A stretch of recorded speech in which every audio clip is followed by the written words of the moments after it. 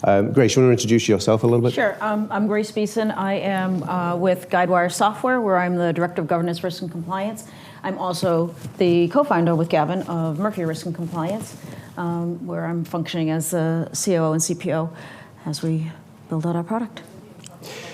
So basically what we wanted to do today is just, like I say, briefly go through, we said this is real-life case studies. So, you know, we're all hearing a lot in the industry and from a product perspective these days as to things related to automated compliance and automated control testing and risk quantification. And it seems like there's at least in our observation, there's a lot of kind of noise and a lot of talk about it.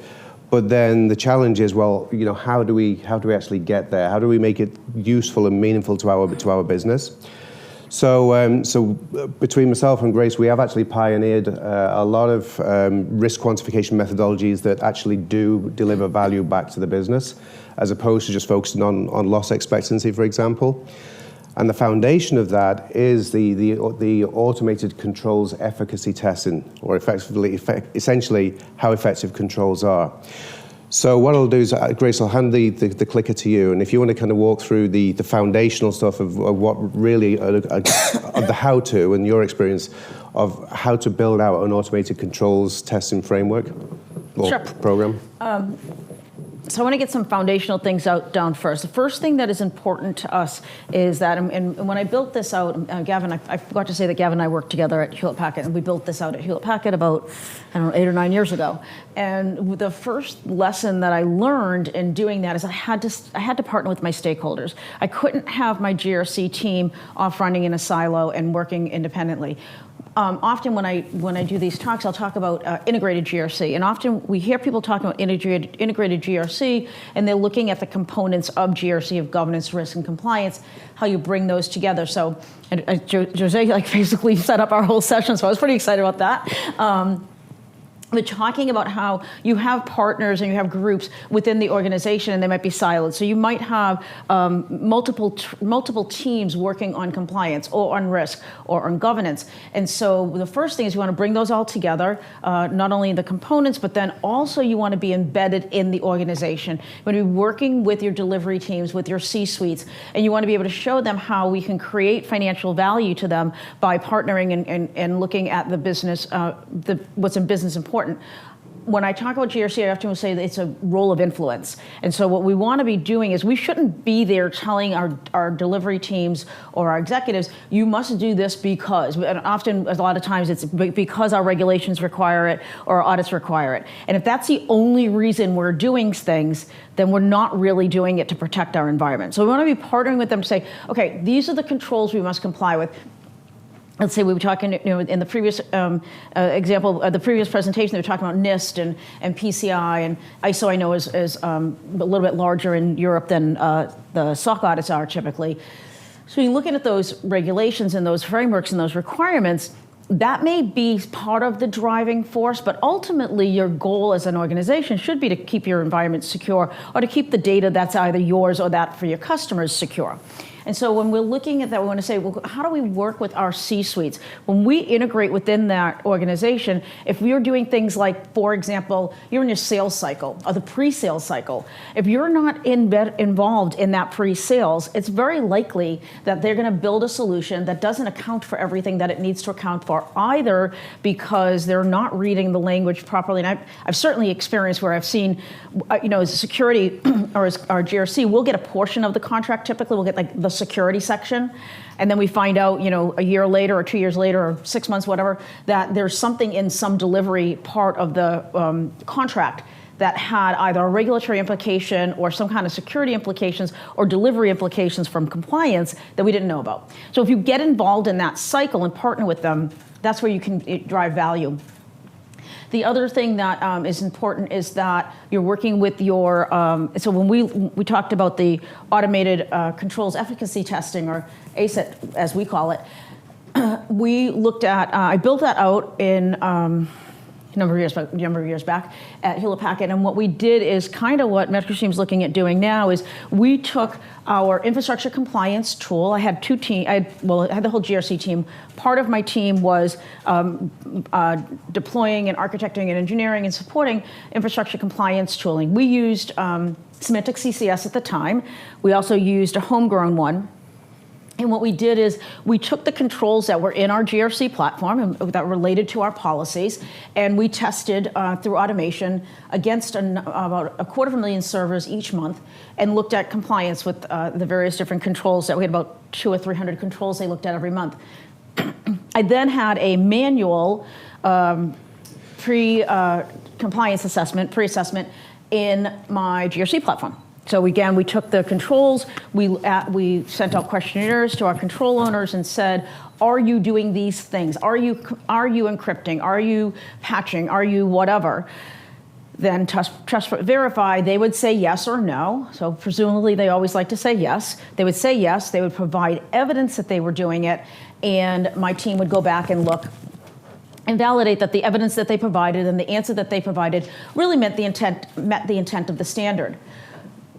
What we found, and what I did is I said, well, okay, we've got a lot of swivel chair here because a number of those controls were actually being tested by our infrastructure compliance testing. And so what folks were doing is they were saying yes or no. They were going and looking at the output of the reports from the infrastructure compliance tooling. They were then responding and then giving me a copy of the report back into the GRC platform. So I had two managers managing those departments. So can you just make those things talk to each other? Like, why do we have a human intervention there? And so we created that. Actually, I jumped ahead a slide. No, I didn't. I took that slide out, I guess. So we created that automated controls testing. The other thing that's important, did I just lose my deck? The other thing that's important when you're looking at those controls is you want to look at the understanding that there's a cost for every control. So we don't want to just take all of the frameworks we comply with and apply all the controls broadly, and worse, go to, often we'll have folks that want to go to gold standard, just because they think that's the best thing to do. If we're going to be highly secure, we're going to be at the highest level of security. Well, there's a cost for that. There's a people cost. Let's see if I can get my slide back. There's a people cost, there's a technology cost, there's a licensing cost, there's hardware, software, and where you're going to put that. Then there's also the costs associated with remediation. So if you're going to be running these tools or these things to control, to test your controls or monitor your controls and monitor your security, then you're likely going to have somebody looking at remediation. Well, hopefully you do. That's even worse, is that you have the tools running, and I've experienced that too. In fact, when I took over the team years ago, when I took over the team that had the infrastructure compliance tooling, I told you we were running it on about 250,000 servers a month, and we had a number of non-compliances, and so I started a project to look at the non-compliances and say what was going on. And I literally met with teams that said, well, we don't know what this is. We've never seen this report. We don't even know what this tool is. And by the way, who gave you permission to run it? Now, funny story is that this was when I was back with HP. At HP, while this was all internal, there was some exchange of money and was embedded in the costs of the account and the way that we provided service to each one of our customers, that it was part of the embedded cost. So in order for that software to actually be running against the servers for that particular for a particular environment or account, somebody had to be involved from the account, and they were actually paying for it every month. So it was a little bit of like, well, no, you were paying us to run this service, and somebody from your team helped us to get attached. We don't just randomly go out there and start scanning servers. So in that environment, in that situation, we wanted to go back and look and say, okay, so what are the costs of putting all these controls in place? Let's see if I can get my deck now. Yeah, just working on it, Grace. Just carry on. So we had all this automation and we had this efficiency, and we said, okay, so what's next? How do we bring this all together? And so that's my scale to automation. when I talk about through automation, by the way, I'm talking about two forms of automation. I'm talking about automation within the tool, within your GRC platform. So having the different components within the organization and within the platform talk to each other. I think Jose just talked about that. Is that with and we happen to be at Guidewire, we're using MetricStream right now. I've used other tools. It can be MetricStream or others. But the important thing is that if you have issues management is informing risk management. If you have controls testing, whether that's manual or automatic, it's informing issues management and risk management. And that, you know, I'm not a big proponent of the ISO annual risk assessment, not a fan of it. In fact, my auditors love to hear me tell them every year that I hate it. I look at it as a scenario-based threat modeling, fundamentally, because they're guessing at it. Gavin, I'm going to quote him from now on because he calls it a worry list. Because it's usually things that you're worried about, somebody's worried about. You gather together as a group, you throw things on the table and say, okay, what are we worried about this year? And then you try to come up with scenarios of what could possibly happen. Not very fact-based and not very data-driven. And then also the automation for us is also external to these different sources of truth. I'm right now automating vulnerability management. So we're just finishing up the ingestion of our vulnerability data into our platform at Guidewire, and we are looking at things that are either not going to be remediated or going to be outside of our accepted SLA. We are not, you were asking about the vulnerabilities in that last one, we are not ingesting all of the vulnerability data. Our vulnerability tool does that. I don't want to know about the day-to-day vulnerabilities. I have enough on my plate to worry about. I don't need to know all those. I want to know if it causes, I want to know if it causes a risk, and I'm going to caveat that with, I understand that the millisecond that the vulnerability exists, a threat actor could exploit it, it could get in. But I have to accept that there's some level of acceptance that we said, this is our threshold. If it's a critical, you have this much time to remediate. If it's a medium, a high or a medium, you know, whatever. And so we look at if you're not going to remediate, because there's no technology fixes available is the typical reason, or if you're going to go beyond our accepted risk. So if we say you have to remediate it in a week or a month, and you say, as the delivery manager, you say, it's going to take me 6 months, then I want you as the delivery man or risk owner to accept that there's a risk, that it's out there and it's available a longer period of time, which means you're giving a threat actor more time to exploit it. And last slide, and then I'm going to turn it over to Gavin. The last slide, this is just a diagram of how I built that all together. So basically I had my GRC platform in the middle, and I had either manual or information or automation feeding into that GRC platform. So sometimes for policies, we were using UCF. We did have an automated feed for that. For some of our corporate, so that was for our regulatory and our frameworks. For that, then in the interpretation of our corporate, well, that was informed. So we would work with our legal department, we would work with our corporate compliance, we would work at the other C-level groups to say, okay, what are some of the corporate policies we want to make sure we're meeting, and we would ingest that. And that was mostly manual. We were doing, so some of the stuff over here, like in that gray box over there, and in the orange box down the bottom, the reddish box down the bottom, that's some of the remediation you were talking about of issues. So people were manually going in and remediating issues. You can also do that with integration with things like ServiceNow or Jira, that not from the GRC perspective, ServiceNow, I don't want to talk about the competitors, but I know a lot of our delivery teams use those for ticketing.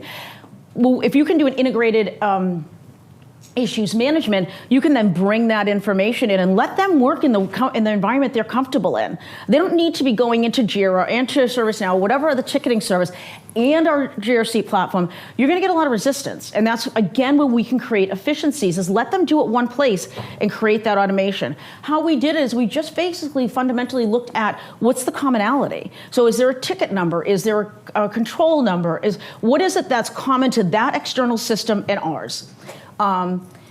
And then we also did the infrastructure, like I said, and we do bi-directional. So the vulnerability management integration we're doing right now, we're doing a bi-directional. So fundamentally what will happen is a vulnerability shows up in our tool. We have a tool that aggregates a bunch of different vulnerability tools together.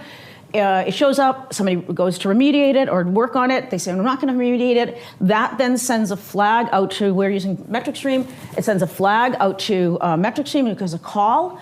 MetricStream then is sending back basically a questionnaire, which is just fundamentally looking for types of information that's going to go into our issues management. We create an issue, we work it through, we do an assessment. It's always important that you're doing your risk assessment, not just accepting risk, that you're actually assessing it, because one option is we could say, well, that's too risky, we're not going to use that application or whatever. And then that goes back out to the vulnerability management tool to tell it has been risk accepted, and then it can close the issue in our vulnerability tool. So we've done that a couple of different ways. I've done it there. We did it with our infrastructure compliance. And basically what I look at is, if there's a tool running some kind of security information that has something come from a compliance or a risk perspective that I want to know about, if I can create an API integration with that, I'm going to create efficiency and scale. That was me on speed. Normally I do that in about a half an hour, 45 minutes. Any questions, first of all, for anything that Did you understand what I said? I guess is the first question. Any questions or?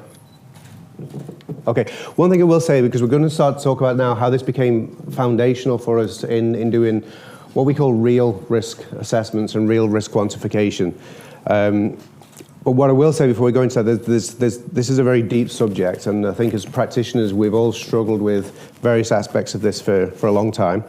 And so two things. One is the content will be available after the session, will be available later today as well. And then if you want to do even to follow up offline and dig deep, then we'll do that as well. And the other thing I'll say is we have nothing to sell on this, so it's not like I say, hey, you're going to get sales pitch. We really are, genuinely practitioners, and we know the pain, and we want to kind of share some of the successes that we've been able to accomplish. So, talking about quantitative risk management, can I just ask, is anybody in the room actually either doing or trying to do quantitative risk management, particularly in cyber or technology? Has anybody embarked on it so far? Does anyone else say why no hands went up? Well, what we found is... We're trying it at BAE, so we started to think about corporate reform, which of our controls are material, so we're trying to come up with a model, in essence, that actually highlights which of those financial controls and which financial control areas have the most value of money going through them. From that perspective, we get that understanding of quantitative risk. Okay. Yeah. All right, I'm glad you gave that as an example, because what we'll walk through is what we basically the approach we take is an asset value based quantification method. What we found is a lot of people don't do quantification because either it's too hard or they find that it's not scalable. So as an example, if anyone's experimented with FAIR, which if you're not familiar with FAIR, is essentially a risk quantification program that tries to convert scenarios into annualized loss expectancy. And there's a number of challenges with that. One, because it is scenario-based. And the second challenge is because it focuses exclusively on loss avoidance. So when you say, well, why is that the situation? Why is it a problem that it's exclusively scenario-based? As you can hear by my accent, if you're not familiar with me, I live in Austin, Texas, just in case the accent didn't give it away. I have a condo that's on the 23rd floor, and we're about three or four streets away from the Colorado River. So when I think about my condo, there are a certain number of perils, there's a finite number of perils actually that could impact my unit. Fire, flood, theft, a few other hazards. Anything else is just an act of God, we're not paying out, right? So that's kind of like, it's an empirical finite number. So if I pick one of those perils like flood, well, what are the scenarios that could flood my unit? Well, like I said, we're 4 blocks from the Colorado River. There's an actuary database available that says how frequently the river bursts its banks. However, if it bursts its banks to the 23rd story, that's a whole different world of hurt that we're in. That's like the new ice age or something, right? So that scenario is probably never going to impact my unit. It might affect my car in the parking lot, but it's not going to affect my unit. So it could be bad DIY. I decide I'm going to do something myself, I burst a pipe, I'm like, oops. Leave a tap running, somebody upstairs leaves a tap running. somebody upstairs does some bad DIY, or, and this did happen, there's a main pipe in the riser that burst. Now that did flood my unit. But I've got to 6 scenarios so far, and I tried to think of a 7th scenario. Maybe over cocktails later you can tell me if you can come up with a 7th scenario that might flood my unit. In cyber and technology risk, we have an ever-increasing number of perils, and we have an infinite number of scenarios. So when we try to use a risk quantification model that is from another risk domain, like credit risk or financial risk or those kind of risks, where you've got a finite number of perils and a finite number of scenarios, that model can't work effectively in cyber and technology risk. So that's why we said about FAIR, one of the challenges that we've encountered is, and with fellow practitioners, is that it becomes difficult to scale. So the answer is some people say, well, then just focus on your top 10. And I'm thinking now I'm back to the worry list. Okay, but I'm now worried about number 11, the thing that I said wasn't important enough for me to quantify in the first place. So really when we think about it, quantification needs to inform us what the priorities are, as opposed to us thinking subjectively deciding what the priorities are and then trying to quantify that risk. Does that make sense? But therefore it's hard. And so, does anybody recognize this algorithm, by the way? Sorry? Differentiation. Could anyone solve it? I know it's like way in the afternoon, you're like, come on, this is like the wrong time to be asking us to solve algorithm. This is why we don't do risk quantification, it's the only way you're thinking. The answer is 0. And it's the Euler-Lagrange equation. Now, if you're not familiar with the Euler-Lagrange equation, fundamentally, it's a mathematical way to calculate the shortest distance from one point to another. Now, we might think, well, it's a straight line. But if anyone's worked with maps, for example, or technology about maps, you also have terrain to consider and obstacles. So this equation will come with the optimal route to get from A to B. And once it reaches 0, then that's the optimal route that you've chosen. So I've made the comments at the bottom there that you can't therefore optimize what you can't quantify. So you can't run an optimization equation if you don't do quantification. So when we think about risk management, our role as practitioners is to manage risk and optimize risk. It's not to reduce risk. And now, when I first joined Verizon, I got my draft scorecard, and it's one of the objectives for my performance was reduce risk. And I said, no, that's not my job. My job is to provide data-based analytics that will inform what risk decisions should be made. Because in business, we might want to take more risk. When you think about other business or other domains, you think about typically what a board is looking for. They're looking for return on investment, return on capital, return on equity, return on cash, return on risk. So what they're really saying is, you as a management team, you should be deciding what risks we should take, as opposed to saying you should reduce risk. So what we're looking for is that return on risk. So, I went backwards. So now when it comes to cyber and technology risk, most of us in the room have seen this simplification of an equation. Does anybody agree with it? There's no wrong answer. I mean, it's your opinion. The risk is basically the sum of likelihood multiplied by impact. We've seen it a lot. I mean, a lot of tools out there will kind of use this as a simplified view. So if we're taking this as a general foundation for risk quantification in cyber and technology, then let's try to solve that equation. Where did it go? So think about likelihood first of all. So we think about some of the characteristics that would go into this calculation essentially. So say we've got vulnerabilities and we might be scoring them 0 through 10, or we've got the CVSS score 6.5 in this example. We've got the rating, low, medium, high, critical. In this example, we'll say, well, this one's a high. And then we've got exploitability. So yes, the vulnerability is critical, but what's the exploitability? So in this example, we're saying, well, that's 5.7. And then we say, well, what's the architectural considerations? Because it's not just whether technically the vulnerability is exploitable, but it's, well, where does that vulnerability show up in our environment? Which system is it showing on? How interconnected is that system? Because that affects exploitability. So when we try to gather that data, we find it all over the place. We find it in diagrams, we find it in documents, we find it in PowerPoints, whatever the case might be. And then we have user behavior. Now, user behavior might be measured by click rates, or it might be the frequency with which a user makes an error, whether it's a configuration error or a data error or whatever. And then we've got third-party risk. And if anyone's doing third-party risk assessment, by the way, none of these are recommendations. I'm just saying these are the kind of things that we encounter.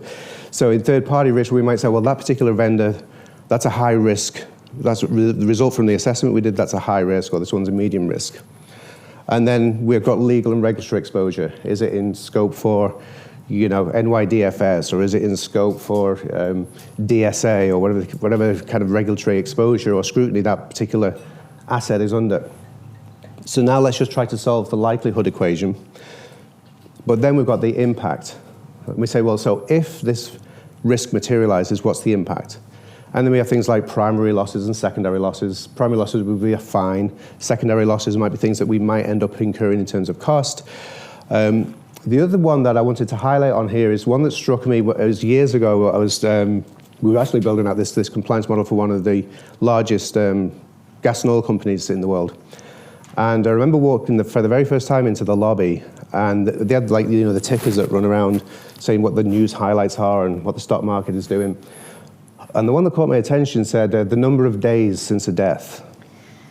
So what it did not say is how much money did we pay out to families where they had somebody that died on one of our rigs. It was the number of days since a death. It's part of their HSSE program. So the denominator there was human life. If you think about the national grid in the UK, we might say, well, everything comes back to dollars and cents, or pounds and pence, or euros and centimos.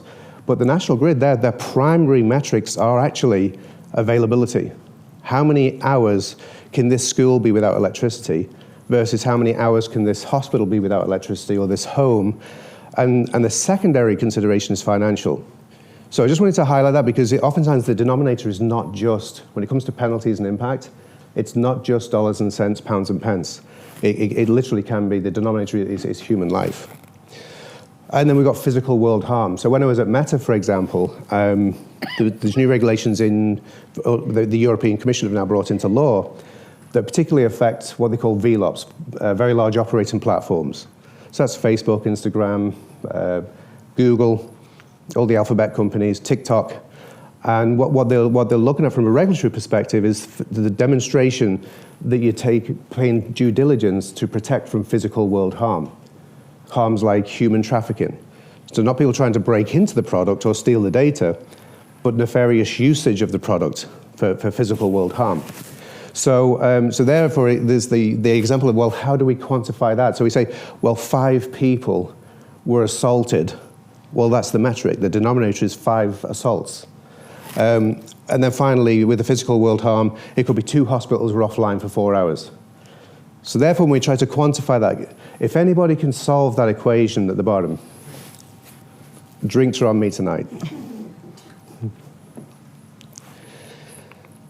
So therefore, when we get to how we do cyber risk quantification, yesterday we did a workshop on this and I forgot to do the trigger warning. So there is a trigger warning here.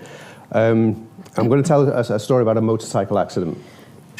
So if you've ever had somebody or yourself have been involved in a motorcycle accident, you might just want to take a little bit of a deep breath, but it has a good story at the finish. So I'll tell you that right now. So I'll introduce you to my brother, Darren. So we were petrol heads. It's great being here back in the UK because I don't need to explain what a petrol head is. In the States, I had to get a good bit of explanation. So we just grew up and we were doing motor racing, motorcycle racing, kart racing, all kinds of stuff. My brother continued to do motorcycle racing. Now here's your trigger warning. Until this happened.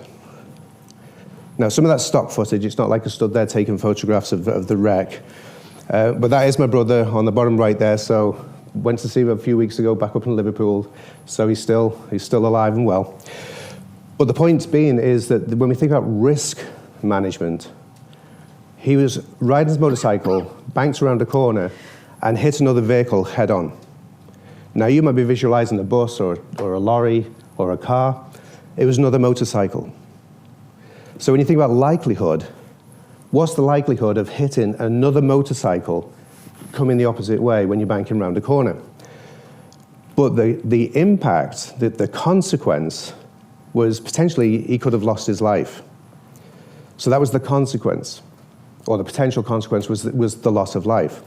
Now, he wasn't wearing a crash helmet either.